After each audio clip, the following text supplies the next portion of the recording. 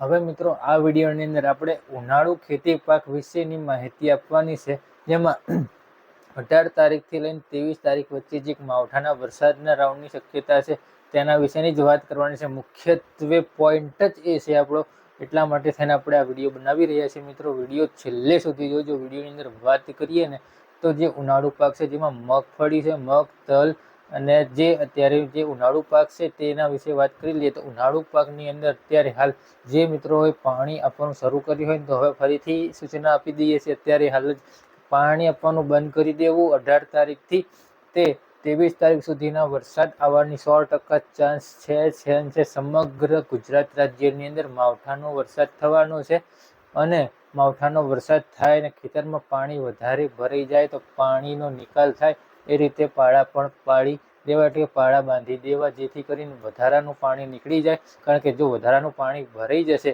તો પછી જે તમે પાક અત્યારે હાલ મહેનતથી ઉગાડ્યો છે પાક ઉપર પણ પાણી ફરી વળશે, એટલે કે પાક સંપૂર્ણપણે નષ્ટ થઈ જશે।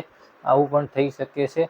એટલે જે પાક તમે ઉગાડ્યો છે ખેતરમાં એમાં પાણી ન ભરાય તેની ખાસ સાવચેતી રાખવી। પછી છોડ જો અગર નાના હોય, જેમ કે છોડ હજી નાના જ છે, હજી જમીનમાંથી ઉગે જ છે, તો એ પાક ઉપર ધ્યાનથી સરળતાથી એ પાકને થોડોક ધીમે રહીને માટીથી થોડોક ઢાંકી દેવો। એકદમ નથી ઢાંકવાનો, મતલબ થોડોક ઢાંકી દેવો, જેથી કરી જો વરસાદ સાથે સાથે પવનની તીવ્રતા વધારે હોય તો એ જે છોડ જે નાનો છે તે હજી પવન સામે ઝઝૂમી શકે નહીં, એટલે પડી જવાની બીક રહેશે। જે છોડ પડી ન જાય તે માટે પણ આપણે આ કહી રહ્યા છીએ। કારણ કે જો વધારે પડતું ભેજનું પ્રમાણ થઈ જશે અને વધારે પડતું ખેતરની અંદર પાણી ભરાઈ જશે ને તો પણ પછી જે આ પાક છે તમારો એ ફેલ થવાની શક્યતાઓ રહે છે।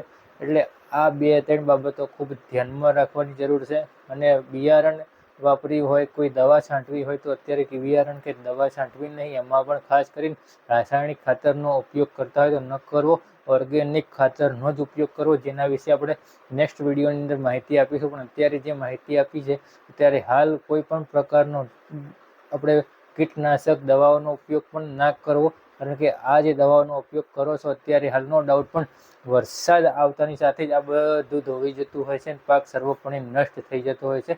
એટલે આમાંથી કોઈ પણ પ્રકારનો ઈલાજ અત્યારે કરવાની જરૂર નથી। ઈલાજ ફક્ત ને ફક્ત એ કરવો કે ખેતરની અંદર પાણી ન ભરાવવું જોઈએ।